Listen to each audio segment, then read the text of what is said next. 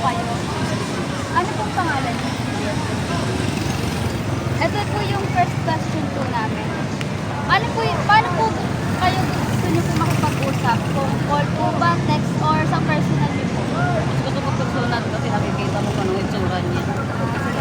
Ito naman po. Ano po yung social media na ginagamit niyo po araw-araw?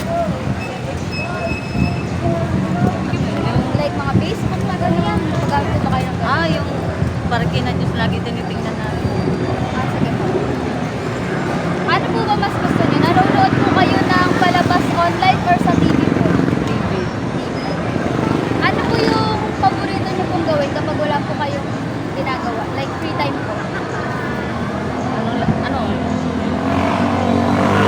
Yung pinaka-paborito ko ba? Ganun? Opo.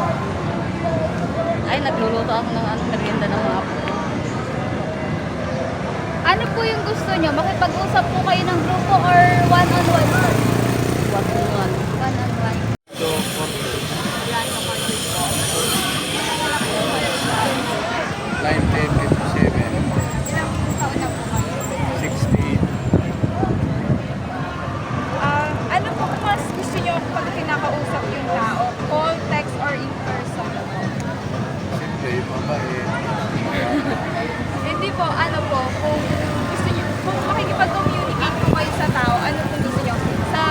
Mas okay po sa inyo sa text, call, or in person po pag Yun ang yung harapan po Harapan. yung face. Bakit po? kasi maganda yung harapan kasi minsan yung sa text dati siya minsan Mahirap po mag-guide. Sa social media apps po, ano po yung madalas yung ginagamit? Like Facebook, Messenger, messenger. ano po yung madalas yung pinapanood?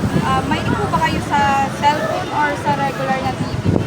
Regular na TV. Kapag may free